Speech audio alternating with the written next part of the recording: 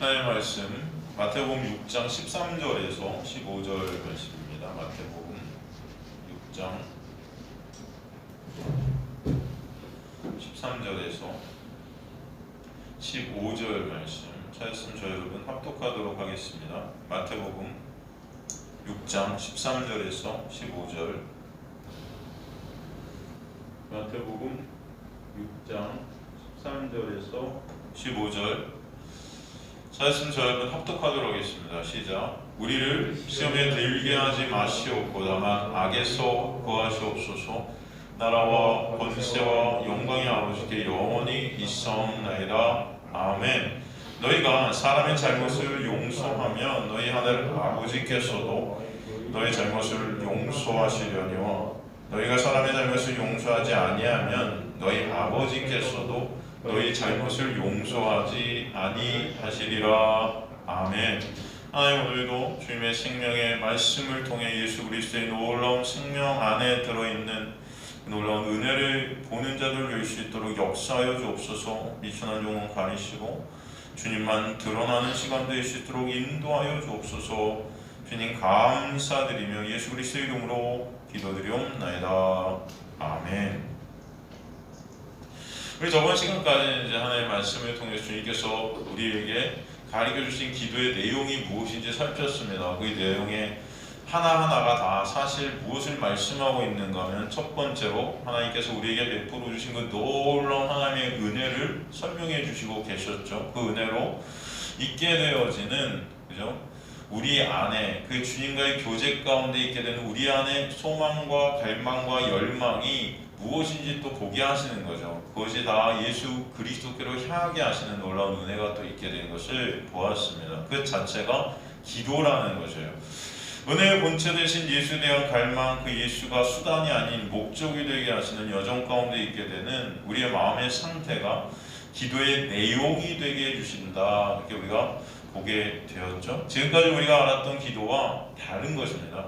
인간이 알고 있는 기도라는 것은 가만히 보면 다 주술과 같은, 그죠? 그 기도의 행위를 통해서 내가 원하는 것들을 얻고자 하는 그런 우리의 마음들을 볼 수 있지 않습니까? 그래서 기도를 한다 해도 우리는 그 기도의 내용보다도 기도의 양이라든가 기도의 자세, 기도의 태도, 뭐 이런 어떤 율법적 행위들, 그 외적인 것들로 기도를 갖다가 인식하고 있는 우리의 모습들을 보게 되는 거예요.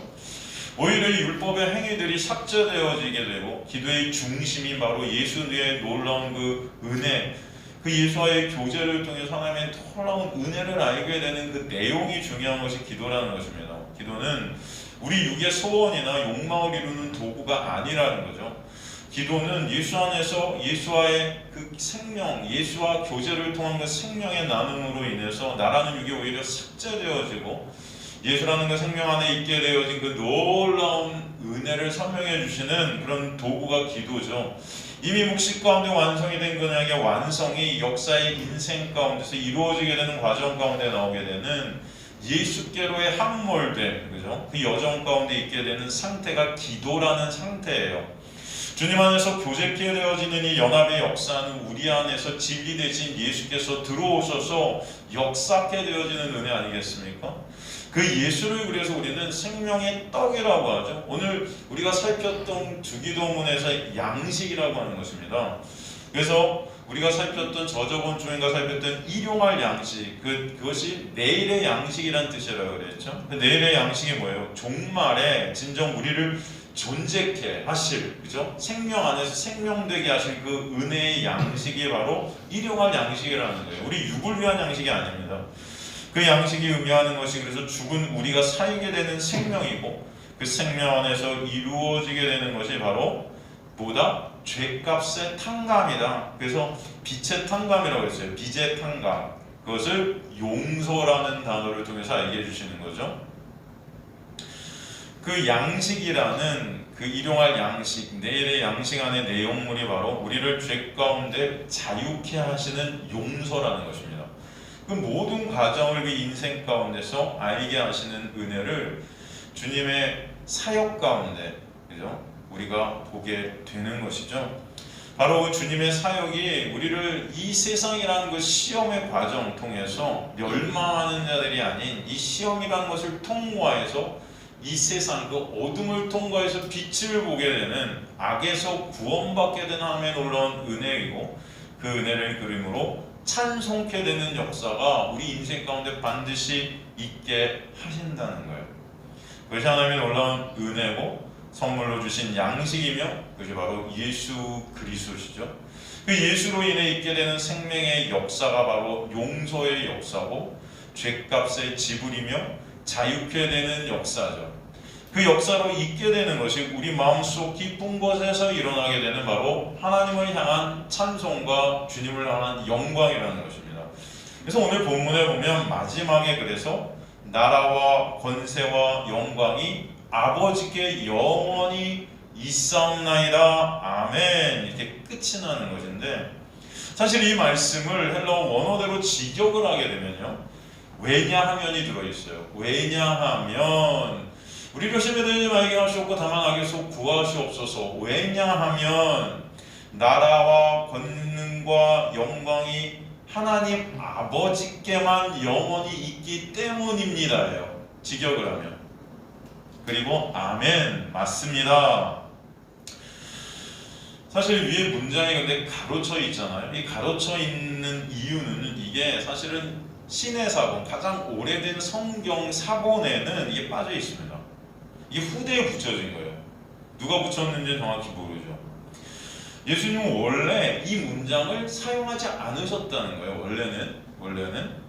그런데 제자들에 의해 아니면 또 누군가의 후세에 첨가된 것으로 학자들은 말합니다. 그러나 여하튼 성령께서 이 기도의 마지막을 찬송으로 끝나게 하신 것은 결국 그 기도의 내용이 하나님의 영광에 있고, 그 본문의 내용, 그 하나님의 은혜로부터 오게 되는 그 기도의 내용이 바로 하나님의 영광과 그 모든 것들이 하나님의 시작과 끝에 있다. 그것을 우리에게 보게 하시는 거예요. 그래서 이 위에 본문의 성령과 유사한 성령이 다윗의 기도에서도 구약에 등장하는데, 역대상 29장 11절 보면요, 역대상 29장 11절 보면은 여호와여 위대하심과 권능과 영광과 승리와 위엄이 다 주께 속하였사오니. 이 모든 것은 누구한테만 속해 있어요? 주님께만 속해 있다. 천지에 있는 것이 다 주의 것이로소이다. 여호와여 주권도 주께 속하였으니 주는 높으사 만물의 머리이심이니이다. 모든 것들이 다 누구한테 속해 있다? 하나님께. 그런데 우리가 이것들을 내 영광으로 내 것으로 다 갈취하는 자들이 된 거예요. 하나님과 원수된 자들이 된 것입니다. 모든 것들은 다 주님께 속해 있고 주님께로부터 오는 것임을 여러분 아시기 간절히 소망합니다. 그러니까 우리를 죄 가운데서 구원하셔서 하나님의 나라로 만드시는 그 하나님의 놀라운 능력, 그리고 그 하나님의 놀라운 주권, 그리고 그 가운데 오게 되는 하나님만 영광 받으시게 되는 놀라운 역사, 그 모든 것이 하나님의 계획 안에 있는 것이라는 거예요. 그 하나님의 안에 있는 것임을 설명하는 것입니다. 구원받은 하나님의 백성은 그 하나님의 그래서 영광을 위해 존재케 된 자들임을 잊지 말라는 것이에요. 사탄 마귀의 권세 아래 있는 이 세상에서 하나님은 우리를 하나님의 나라로 끌어들이셔서 삼으시고 이 땅 가운데 하나님의 나라를 사숙케 하시는 영적 전쟁 가운데 있게 하시죠. 그리고 그러나 그 전쟁 가운데 지는 자들이 아니라 종말에 이기는 자들에게 하셔서 진정 하나님의 그 놀라운 은혜로 말미암은 그 이기심이 무엇인지를 보게 하시는 것입니다. 내 안에 오신 그 나라를 사수토록 나라는 육을 삭제시켜 가시는 열망과 갈망 가운데 있게 하셔서 오직 그 나라는 영광을 위해 모든 초점이 맞춰지게 하시는 거예요. 모든 초점이 예수님의 그 놀라운 은혜로 맞춰지게 하신 거예요. 이 전쟁 같은 세상 속에서 여러분. 그것을 알게 하시는 것입니다.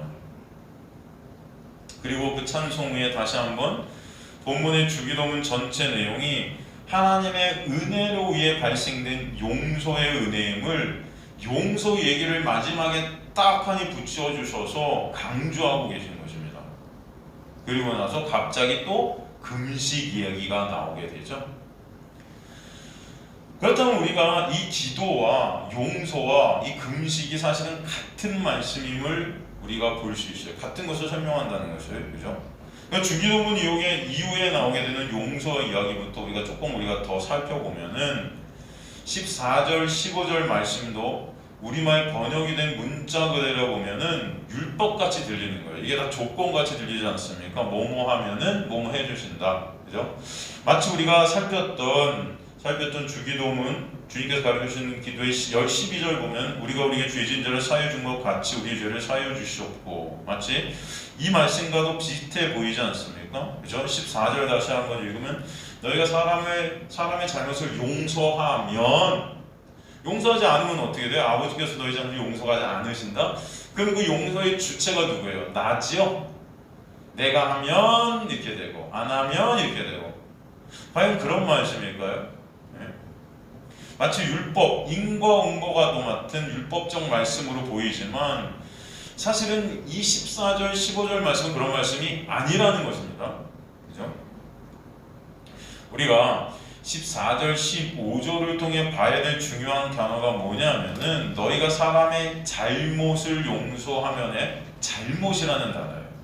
잘못. 우리 12절 우리가 살펴봤을 때 우리가 우리에게 죄 지은 자를 사하여 준 것 같이 해서 죄 지은 자, 이 죄가 헬라어로 보통 죄로 쓰이는 하마르티아가 아니라 그랬어요. 그죠? 하마르티아는 죄라는 단어는 관역을 빗맞추다. 그죠? 이 12절에 나오는 죄는 하마르티아라는 단어가 쓰이지 않고 사실은 오펠레테스라는 단어가 쓰였다 그랬죠. 이 오펠레테스는 사실 원뜻이 죄가 아니라 뭐라고 그랬어요? 빚이에요. 빚지다. 누구에게 뭔가를 빚지다. 그죠? 사실 이 죄라는 것을 갖다 뜻하는 이 빚이라는 단어는 사실은 어떻게 보면 죄와 같은 의미죠. 죄 값을 갚아주시는 십자가에 놀라운 은혜, 그죠? 그것을 갖다 설명해 주시는 거였어요. 그런데 오늘 14절에 나오는 잘못이라는 단어의 헬라어가 사실은 하마르티아, 죄 또는 오펠레테스, 빚, 이 단어 둘 중에 이 단어가 쓰인 게 아니고 이 둘 단어가 아닌 또 다른 단어가 쓰였는데 여기 쓰인 단어는 파라푸토마라는 단어가 쓰였어요.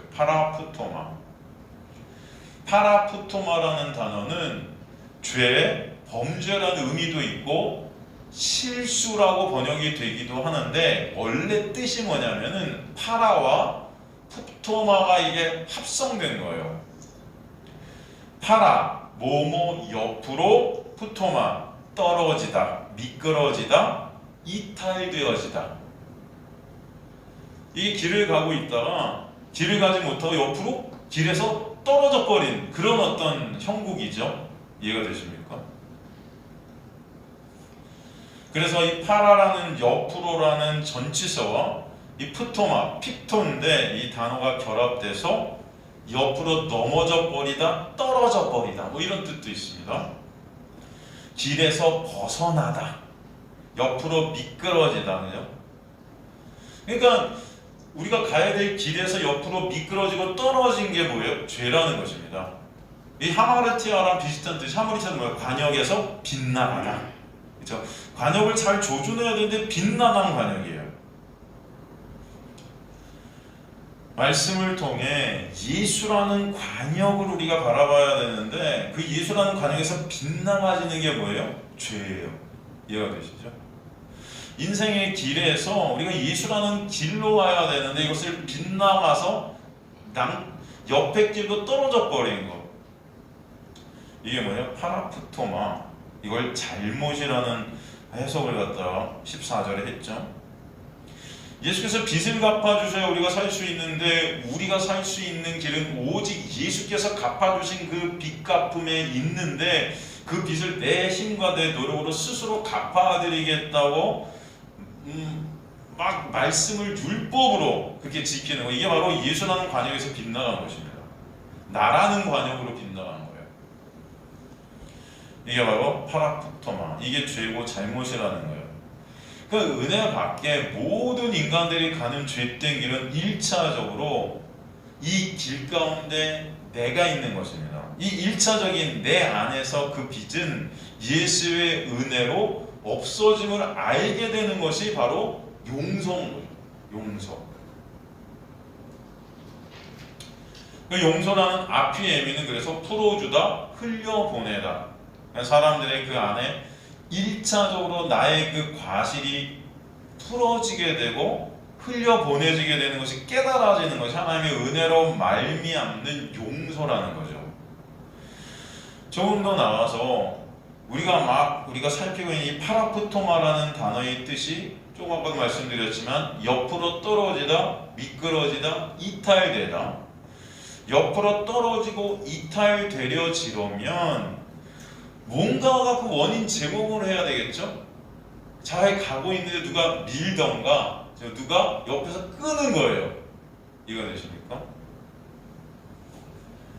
뭔가가 나를 밀던가 뭔가 나를 이탈되게 하는 게 있는 거죠.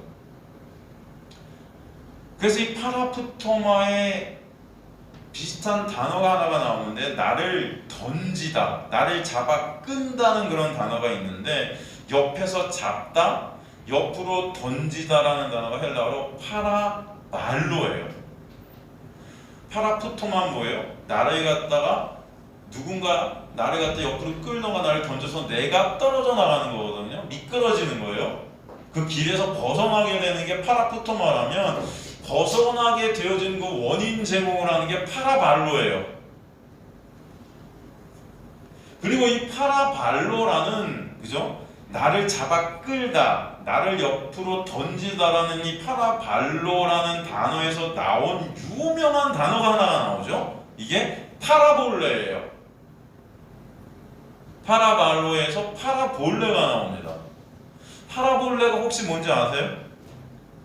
항상 예수님은 모든 것들을 설명하실 때 이 파라볼레를 쓰셨어요. 파라볼레가 무슨 뜻일까요? 바로 파라볼레라는 단어의 뜻이 비유라는 뜻입니다. 예수께서 모든 것을 설명하실 때 뭐로 하셨다? 비유로 하셨다. 이게 파라볼레예요. 이해가 되십니까? 여러분 여기서 잘 들으셔야 돼요. 항상 주님은 비유로 말씀하셨다 그랬어요. 왜 주님은 비유로만 말씀하신 것인가 한번 생각해 보시고요. 주님께서 왜 파라볼레? 누군가 옆으로 잡아 끌어내린 거죠, 이게?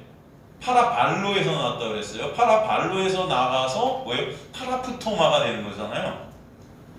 떨어진 거, 이탈된 거, 그걸 뭐예요? 죄라고 그러고 잘못이라고 그런단 말이죠. 근데 주님께서는 그 죄, 잘못에 연관된 파라발로, 누군가 이걸 옆으로 끌어내리는, 그죠? 이탈되어지게 하는 그 단어에서 파라볼레, 비유가 나왔고, 주님은 그런데 그 비유라는 단어, 비유라는 것으로 모든 것들을 설명해 주셨다고 그랬단 말이에요. 그렇다면 왜 주님은 사람들을 옆으로 끌어내리는 비유라는 그런 단어로 설명하셨을까? 이유가 뭘까요?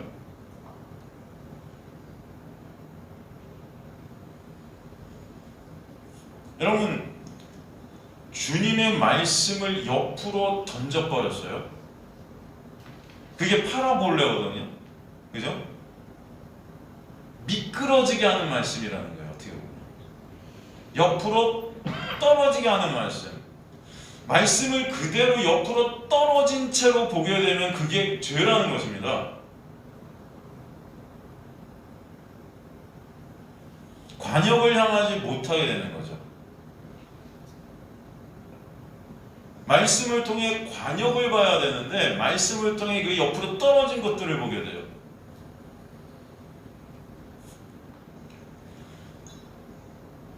그런데 그 옆으로 떨어진 그 말씀을 통해서 관역으로 다시 가게 되는 은혜가 있게 되는 자들이 있는 거죠, 사실은. 그것을 갖다 우리는 구원이라고 하거든요. 주님께서는 그렇다면 왜 이 파라볼레라는 옆으로 떨어진 그 말씀, 그 비유를 통해서만 말씀하신 것인가? 이사야서 6장 9절에서 13절 보면 이사야서 6장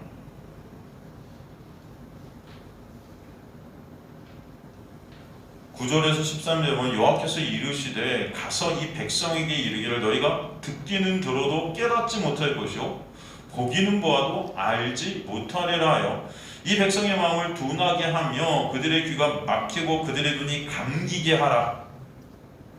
염려하건대 그들이 눈으로 보고 귀로 듣고 마음으로 깨닫고 다시 돌아와 고침을 받을까 하노라 하시기로 내가 이르되 주여 어느 때까지니까 하였더니 주께서 대답하시되 성읍들은 황폐하여 주민이 없으며 가옥들에는 사람이 없고 이 토지는 황폐하게 되며 여호와께서 사람들을 멀리 옮기셔서 이 땅 가운데 황폐한 곳이 많을 때까지니라. 그 중에 10분의 1이 아직 남아있을지라도 이것도 황폐하게 될 것이나 밤나무와 상수리 나무가 배임을 당하여도 그 부루터기는 남아있는 것 같이 모든 것이 다 사라져버렸는 그때 인간의 가능성과 어떤 인간의 어떤 것들이 다 꺾여진 그때에 거룩한 씨가 이 땅의 그루터기가 되게 하신다. 그러면 이게 무슨 말씀이죠? 이 말씀에서 인용된 것이 마태복음 13장이에요. 다시 한번 가볼게요. 마태복음 13장. 마태복음 13장 10절. 제자들이 예수께 나와 이르시되 어찌하여 그들에게 비유로 파라볼레 말씀하시니까 주님 왜 비유로 말씀하시는 거예요 도대체? 기양 좀 말씀해 주시지. 정답을 기양 좀 딱 얘기해 주시지. 파라볼레 왜 옆으로 떨어진 말씀, 옆으로 떨어지게 사람을 말씀하시냐고요. 대답하여 이르시되 천국의 비밀을 아는 것이 너희에게는 허락되었으나 그들에게는 아니 되었으니 무릇 있는 자마다 넉넉하게 되되 없는 자는 그 있는 것도 빼앗기리라. 그러므로 내가 그들에게 비유로 말하는 것은 그 이유는 그들이 보아도 보지 못하며 들어도 듣지 못하며 깨닫지 못함이니라. 이유가 나왔죠 여러분? 왜 비유로 말씀하셨어요 주님께서? 이사야 선지자한테 주님께서 말씀하신 거랑 똑같은 말씀이에요. 우리 눈을 가리고 귀를 가려서 인간의 힘과 노력으로 이것을 이해할 수 있게 없게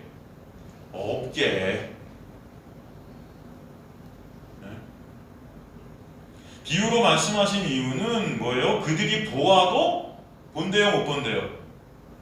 들어도 듣는데요 못 듣는데요? 깨닫지 못한대요. 이사야의 예언이 그들에게 이루어졌으니 일렀을 때 너희가 듣기는 들어도 깨닫지 못할 것이요 보기는 보아도 알지 못하라. 여러분 우리가 말씀을 봐도 모르는 거예요. 그래서 아시겠습니까? 여러분은 말씀을 지금까지 30년 이상 40년 이상 이렇게 받지만 다 율법으로 문자 그대로만 본 것입니다. 봐도 모르는 거예요. 이게 뭔 말인지. 창세기부터 요한계시록까지 백도고래도 모르는 거예요. 아시겠어요? 그래서 인간들이 말씀을 다 암기하고 그렇게 본다고 하지만 다 엉터리로 보는 것입니다. 보기는 보아도 어떻게 된대요? 듣기는 들어도 어떻게 된대요? 깨닫지 못할 것이요 알지 못하리라. 그래서 주님은 비유로 말씀하시네요. 이 백성들의 마음이 완악하여져서 귀는 듣기에 둔하고 눈은 감았으니 이는 눈으로 보고 귀로 듣고 마음으로 깨달아 돌이켜 내게 고침을 받을까 두려워함이라. 이걸 보고 인간의 힘과 노력으로 인간의 능력으로 그것을 깨닫는다? 하나님 그걸 원치 않으시는 거죠.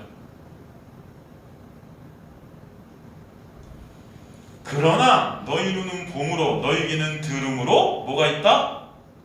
복이 있도다. 그런데 그런 자들 가운데서 복이 임한 자는 어떻게 된다? 보게 되고 듣게 된다. 이해가 되십니까 여러분?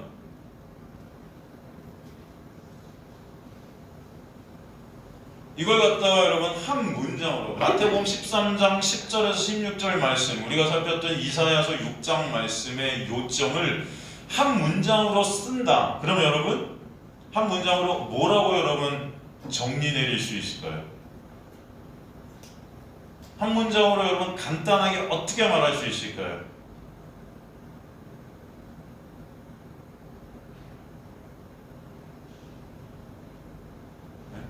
지문을 쫙 읽고 여러분 한 문장으로 딱 정리해버리자, 이런 문제는 나온다는데 어디 가면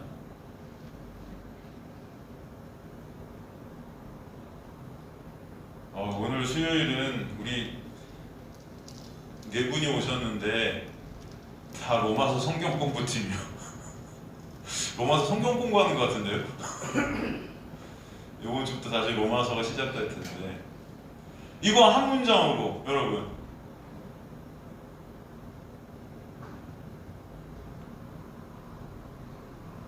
간단하죠. 구원은 오직 하나님의 은혜다. 아시겠습니까? 구원은 오직 하나님의 은혜다. 다시 설명해 드리면 주님께서 지금 하나님의 말씀을 비유로 말씀하시는데 이유가 뭐라고 그래요? 알아먹지 못하게 하기 위해서. 이해가 되시죠? 봐도 들어도 모르게 하시려고.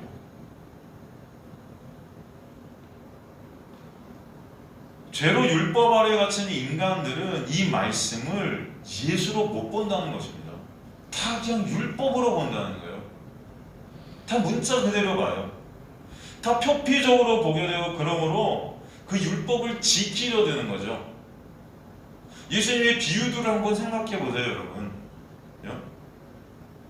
여러분 지금까지 예수님의 비유들을 교회 생활을 통해서 설교를 다 듣고 공부를 했었어요. 근데 여러분 결국 예수님의 비유를 들으면서 여러분은 어떻게 나가셨습니까? 한번 생각해 보세요. 사마리아인의 비유, 예를 들자. 한번 우리 공부했어요. 사마리아인의 비유를 또 여러분 교회에서 사마리아인의 비유를 갖다 다 공부했어요. 그죠? 배웠어요. 설교 들었어요. 그러고 나서 결론은 뭡니까? 결국 지금까지 우리가 선한 사마리아인이 퇴자였잖아요. 그죠? 그러지 않았어요, 여러분? 우리가 선한 사마리아인 같이 살자. 강도 맞는 자, 돕는 자가 되자. 우리가 내가 선한 사마리아인 되자. 이게 보통 우리가 말씀을 하나, 그게 예수님의 비유만, 이게 비유. 그 비유를 보면서 보통 우리가 가는 건 뭐예요? 다 율법이에요. 인간들은 눈이 가리고 귀가 가려서 말씀, 이 비유를 통해서 예수 그리스도를 보아야 되는데, 비유를 통해서 예수를 보는 자들이 아니고 내 행위를 보는 자들이었다고요. 다 이해가 되십니까? 눈이 가려지고 귀가 가려진 거예요. 절대 구원이 뭔지 모르는 거예요. 그래서 내 행위로 구원을 이루려 하는 것입니다. 다 이게 율법주의 안에 갇힌 자들의 모습이에요. 이 모든 인간들이 다 그래요. 그죠 여러분? 생각해보세요. 불의한 청지기 그 비유잖아요. 여러분 불의한 청지기 비유 여러분 어떻게 공부하셨어요? 한번 우리가 공부한 거 빼고 지금까지 여러분 불의한 청지기 다른 설교 이렇게 들으신 거 어떻게 공부하셨어요?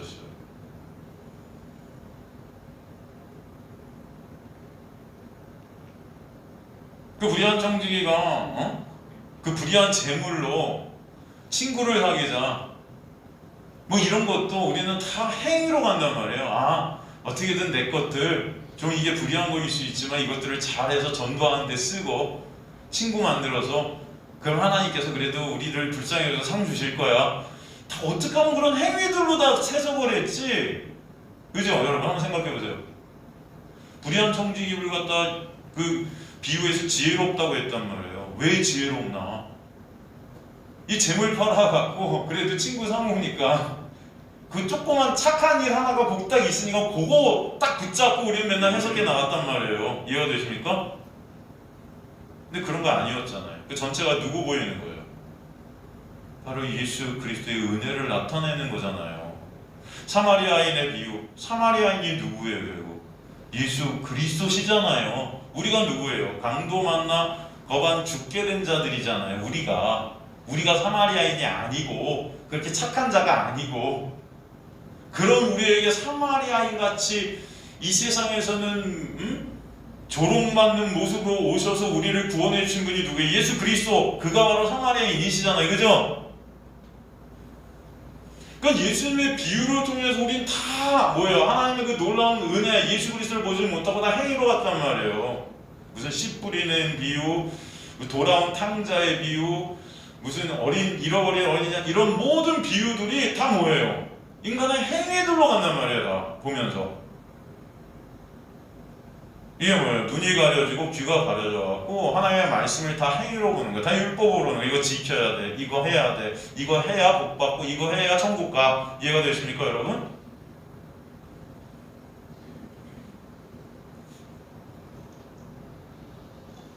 그런데 그런 인간들, 그 모든 인간들은 그래요 여러분. 죄 가운데 하나님 예수께서 그 모든 인간들에게 비유로 말씀하신 것은 인간들 자체가 이것을 은혜로 예수로 못 보는 자들임을 알라는 것이에요.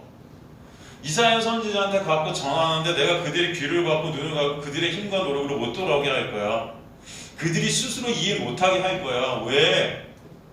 그런 우리의 모습 가운데 그런데 하나님의 놀라운 은혜가 임해서 이것들을 예수 그리스도로 보는 자들이 있는 거예요.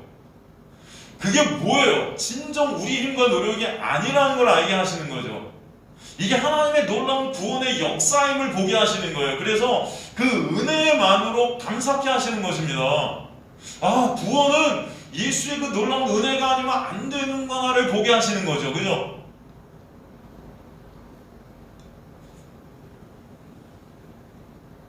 그 자들이 어떤 자들이냐? 바로 하나님의 복이 임해서 너희 눈이 봄으로 너희가 듣게 된 자들이에요.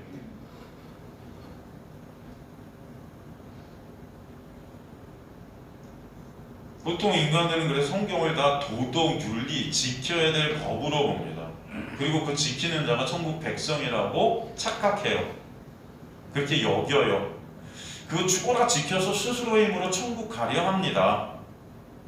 그래서 예수의 비유를 다 인간의 행위로 보는 거죠. 그런데 그들 중에 하나님의 놀라운 은혜가 임하면 그 비유들을 통해서 예수를 보는 자들이 생기는 거예요. 아시겠습니까? 그 파라볼레라는 비유 뭐예요? 옆으로 던져진, 옆으로 떨어진 말씀. 옆으로 떨어진 말씀 뭐예요? 그 죄된 말씀인 거예요. 그거. 율법으로 보는 말씀인 거예요. 이해가 되십니까? 그게 파라볼레예요. 그 비유를 그대로 문자 그대로 표피적으로만 옆에 떨어진 말씀으로 그대로만 보게 되면 그것은 죄예요. 이해가 되십니까?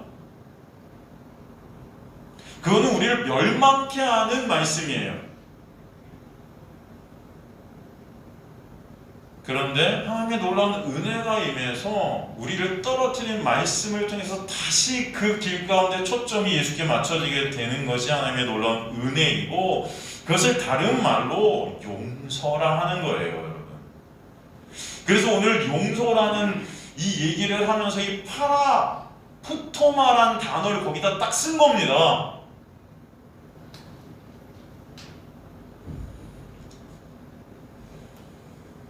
이것을, 이 용서라는 것을 누가 이루셨다? 십자가에서 예수께서 다 이루신 거죠. 하나님의 은혜가 임해서 이 용서가 이루어진 것을 말씀을 통해서 깨닫게 되는 것. 말씀으로 예수 그리스도의 십자가의 은혜를 알게 되는 놀라운 복받은 자의 역사인 거예요. 그 자가 하나님의 용서가 이루어진 것을 아는 자인 겁니다, 여러분.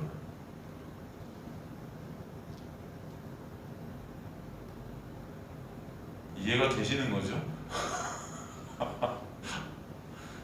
여러분 다 아시겠죠?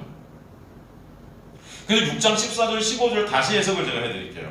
6장 14절 15절을 다시 하면은 죄 아래 갇힌 모든 인간들, 저를 포함해서 여러분 모두 다, 이 자들은 다 뭐예요? 잘못이라는 것 안에 있는 자들이에요. 다 잘못이라는 이 파라푸토마라는 단어는 뭐라고요? 옆으로 떨어진 것이요. 옆으로 떨어진 자, 관역에서 이탈된 자, 죄값을 스스로의 힘과 노력으로 갚으려는 자, 내가 신이 된 자. 이해가 되시죠? 이 자들은 다 잘못이라는 그 파라푸토마의 상태예요.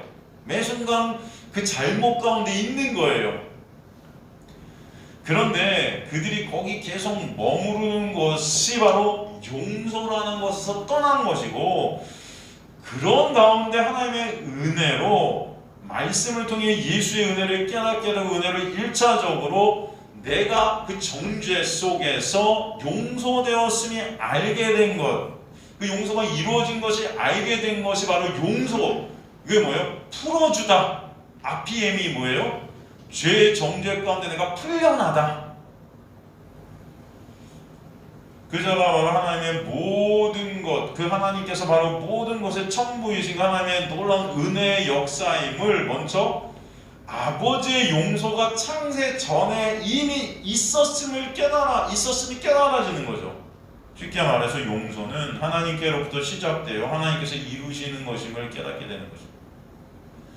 그 용서가 우리에게 이루어짐을 아는 자들이 바로 하나님의 은혜로 용서되었음을, 하나님의 용서를 입게 된 자들임을 알게 된 자들이라. 그러나 그 말씀, 그 비유를 문자 그대로 보는 자들, 파라볼레, 그냥 옆에 떨어진 그대로, 길 가운데 있는 게 아니고 떨어진 말씀, 용서라는 것에서 이탈된 말씀인 거예요. 정죄 가운데 놓여진 말씀인 거예요. 그 파라볼레를 문자 그대로 보는 자들은 평생 그 말씀을 스스로 지키려 죽어라 수고하고 무거운 짐을 지고 달리다가 용서는커녕 정죄 속에 죽어가는 멸망에 가는 자들이 되는 것입니다. 우리는 다 원래는 이런 자들이에요. 근데 하나님의 용서로 인해서 용서라는 아피엠이 그 떨어진 곳에서 다시 그것을 뭐예요? 예수 그리스도로 초점 맞춰지게 되는 놀라운 은혜가 있게 된 자들이라는 거예요. 그 용서 안에서 용서가 이루어지고 용서를 나누는 자들이 되게 하신다는 것입니다. 그래서 여러분 성경에 나오는 단어 중에 은혜는 곧 믿음이라고 그랬죠. 그 믿음은 곧 다른 말로 은혜 이퀄 믿음 이퀄 용서예요. 성경 전체는 이 은혜를 우리에게 설명해 주지만 이 은혜 자체가 성경 전체가 우리에게 설명해 주는 은혜라는 단어가 곧 용서입니다. 성경 전체는 은혜를 설명하고 용서를 설명하고 믿음을 설명하는데 그 주체가 뭡니까? 은혜의 주체, 용서의 주체, 믿음의 주체도 다 누구예요? 예수예요.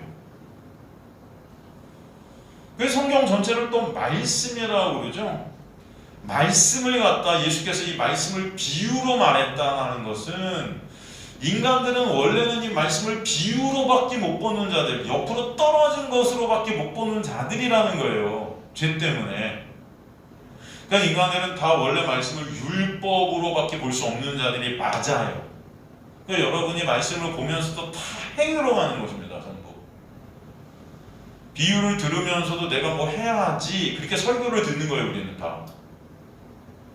근데 그들 중에 하나님의 놀라운 은혜가 임하게 되면 그것을 율법으로 보는 자들이 아니라 모든 비유들을 다 예수로 보는 역사가 있게 하신다. 예수가 곧 생명이죠. 그러기에 주님께서 말씀이신 예수로 인해 실족하는 자들이 있다 그러시죠?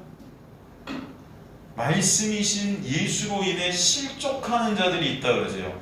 이것은 무슨 뜻이냐면은 말씀을 예수로 못 보는 율법으로 보게 되는 자들은 말씀을 통해 실족해야 되는 것입니다. 이해되세요? 이 자들이 말씀을 통해 멸망케 되는 자들이에요. 그러니까 중요한 건 여러분 하나님의 말씀은 동일해요. 우리에게 하나님의 말씀이 떨어졌어요. 근데 이게 누구에게는 이게 뭐예요? 거치는 반석이에요. 누구에게는 이게 심판의 말씀이에요. 이해가 되십니까? 근데 누구에게는 이게 뭐예요? 생명 대신 예수를 보게 되는 생명의 말씀이죠. 그래서 말씀 때문에 실족해야 되는 역사가 있게 되는 거예요. 여러분이 말씀을 통해 예수 그리스도라는 생명을 보고 있다면 이게 하나님의 놀라운 은혜임을 아시기 바랍니다. 이 은혜가 얼마나 크고 놀라운지 꼭 아시는 자들 되시기를 간절히 소망합니다. 여러분. 이렇게 말씀을 통해 우리는 다 율법으로밖에 볼 수 없는 자들인 게 맞는데 우리 중에 하나님의 복이 임하면 예수, 그 말씀을 통해 예수라는 은혜, 그 용서를 보게 하시고 그 용서 안에서 생명 안에 거하게 되는 그런 놀라운 역사가 있게 하시는 거예요. 그죠? 그래서 마태복음 11장 6절 보면은 나와 있지 않습니까? 마태복음 11장 6절 보면 누구든지 나로 말미암아 실족하지 아니하는 자가 복이 있도다. 이 나는 예수고 그 예수는 건 말씀 아니에요. 말씀으로 실족하는 자가 있다. 그런데 실족하지 아니하는 자는 어떤 자인가? 하나님의 놀라운 복이 임한 자다. 이해가 되시죠? 바로 말씀을 통해 예수라는 생명을 보게 된 자는 복이 임한 거예요. 여러분의 실력이 아니고 여러분의 능력이 아니고 하나님의 놀라운 은혜가 임한 것입니다. 여러분에게. 그게 얼마나 크고 놀라운지 꼭 잊지 마시기 간절히 소망합니다. 죄된 인간들은 다 실족하는 자들일 수밖에 없어요. 제가 그래서 일요일에도 여러분과 말씀을 나눴잖아요. 썩을 양식과 영생을 얻게 하는 양식이 있다. 썩을 양식은 뭐예요? 내 육을 위한 양식. 인간들은 다 이 말씀을 통해 내 유익을 취하려 드는 거예요. 이게 다 썩을 양식이에요, 여러분. 그래서 말씀을 율법으로 내가 지켜서 내 유익을 취하려 하자. 하나님과 거래하는 자들이 되는 것입니다. 내가 말씀 잘 지킬 테니까 떡 주세요. 예수님 잘 따라다닐 테니까 내가 원하는 거 해주세요. 이해가 되시죠? 당신의 제자가 될 테니까 내가 원하는 거 해주세요. 이게 다 인간들의 모습이에요, 여러분. 내가 당신 잘 섬겨드릴 테니까 열심히 예배드리고 헌신하고 봉사할 테니까 내가 원하는 것 좀 해주세요. 내 유익되게 해주세요. 이게 다 썩을 양식이라고 그랬어요. 우린 다 여기 걸려 있어요. 그런데 그들 중에 하나님의 놀라운 은혜가 임한 저 그게 뭐예요? 영생을 얻게 하는 양식을 누가 주신다 그래요? 그래서 인자가 우리에게 선물로 주시겠다. 그 자들이 뭐예요? 바로 말씀을 통해 예수를 보게 되는 자들. 바로 말씀을 통해 예수를 보고 예수를 알게 되고 예수를 믿게 되는 그 놀라운 하나님의 일, 하나님의 섭리 가운데 있는 자들이다. 그죠? 그 자들이 어떤 자들이에요? 하나님의 용서를 입은 자인 거예요. 하나님의 은혜를 입은 거예요. 그래서 본문에서 사람의 잘못이 이미 용서된 자인 거죠. 그러기에 오늘 본문의 그 용서 다음에 또 어떤 얘기가 나오냐 하면은 금식 얘기가 나오고 있습니다. 아니 용서와 금식이 또 뭐가 연결이 있길래 갑자기 용서가 나오고 금식이 나오나요? 우린 그렇게 말할 수 있죠. 보통 우리가 금식이라는 것도 우린 다 종교적 행위로 봐요, 이거를. 그렇죠, 여러분? 여러분 어쩔 때 금식하세요? 여러분들 금식 한번 해보셨어요? 금식기도 해보셨어요? 내가 배가 아파서 금식할 수밖에 없는 거 말고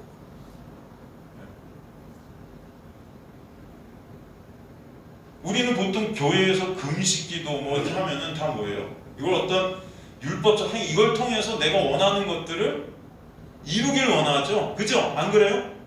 안 되다 하는 게 금식이에요, 여러분. 기도했는데 안 들어주셔도 금식 기도라도 해서 어떻게든 하나님의 뜻을 꺾고 싶지. 그죠? 그래서 금식하는 경우가 있잖아요. 40일 금식. 왜 하세요? 이 먹을 맛있는 것들이 이렇게 많은데. 보통 우리는 나의 정성과 노력, 의지, 그것들을 신께 보여들어서 내가 소원하는 것을 이루기를 원할 때 쓰는 도구가 금식이라는 거거든요. 그러니까 이 금식도 결국은 종교적 율법적 행위를 갖다 우리에게 설명해주고 있는 그런 단어거든요. 이게 하나님과의 어떻게 보면 거래 수단인 거예요. 이게 금식이.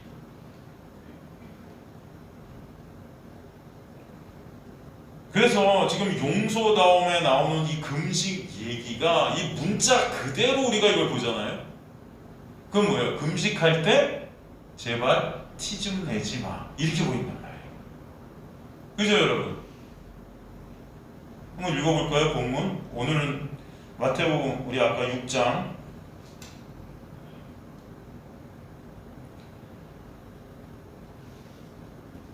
갑자기 용서 그러니까 너희가 하나님의 놀라운 은혜로 용서하는 걸 깨닫는 것, 이 놀라운 은혜를 설명해 준다면 바로 금식할 때 너희는 외식하는 자들 같이 슬픈 기색을 보이지 말라.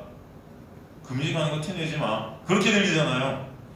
그들을 금식하게 하는 것을 사람에게 보이고 얼굴을 흉하게 하느니라. 내가 진실로 너희에게 이르노니 그들은 이제 자기 상을 이미 받았느니라. 야, 금식할 때 티내면서 금식하면 그건 상을 다 받은 거 하나야. 안 이제 소원 안 이뤄주신다. 여러분 이렇게 해석하지 않았습니까 이거? 너희는 금식할 때 머리에 기름을 하고 얼굴을 씻어. 나 금식 안 하고 너는 할렐루야 나 기뻐요. 금식 안 하고 있어요 너는. 그죠? 이는 금식하는 자가 사람에게 보여서 오직 은밀한 중에 계신 내 아버지께 보이게 하려 함이라. 아버지와 나의 은밀한 그 비밀 그 가운데 내가 금식해서 하나님의 내 소원을 은밀히 하나님께 들어주시겠지. 은밀한 중에 보신 내 아버지께서 갚으시리라. 할렐루야. 여러분 금식할 때 티내지 마십시오. 티내지 말고 하는 척하지 말고 몰래 골방에 들어가셔서 그렇게 하나님 앞에서 하시는 분들 되시기를 주님을 간절히 축원합니다. 보통 이렇게 설교한단 말이에요. 이게 그런 말일까요? 그렇다면 앞뒤가 문맥에 딱 맞는 거예요. 다시 율법으로 간 거죠. 인간들은 성경을 볼 때 다 이렇게 행위로 본단 말이에요.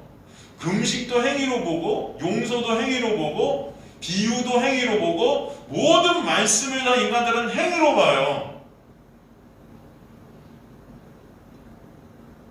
주기도문도 행위로 봐요. 그래갖고 주기도문 뭔가 내가 힘들고 어려울 때 주기도문 100번 읽기, 주기도문 100번 암송하고 말하기, 하늘에 계신 우리 아버지 자기 전에 10번씩 하기, 뭐 이런 거 여러분 숙제 내주고 막 교회에서 주일학교에서 그러면 어려운 거 하나님이 다 해결해 주실 거야. 무슨 주문이죠 주문. 타이로 가는 거야 다. 금식이 이런 걸까요? 아니겠죠? 제가 오늘 금식을 여러분과 다 하려고 했는데 벌써 9시 10분이 돼서 금식을 다음 시간에 여러분과 나누도록 하겠습니다. 오늘 금식까지 하면 여러분 머리가 굉장히 아프실 수도 있을 것 같다는 생각이 제가 조금 들어서 금식은 다음 시간 수요일날 빠지지 말고 오셔서 그럼 금식은 과연 무엇이냐? 똑같아요 여러분. 하나님의 놀라운 은혜를 설명해주고 있는 단어거든요. 용서를 설명해주고 있는 단어거든요. 이슈를 설명해주고 있는 단어예요. 이것이 어떤 단어인지 말씀 전체를 통해서 금식에 대해서 한번 나눠보도록 하겠습니다. 기도하시면 하나님 감사하며 오늘 말씀을 통해 주님의 놀라운 은혜가 무엇이 저희들 보게 하시고 알게 하심을 감사합니다. 오직 주님의 놀라운 은혜를 보는 자들 되게 하시고 말씀을 통해 예수 그리스도를 보게 하시고 예수 그리스도를 듣게 하시고 예수 그리스도를 알게 되게 하셔서 오직 예수의 우리의 초점이 향해지는 귀한 역사가 있게 하여 주실 것을 믿습니다.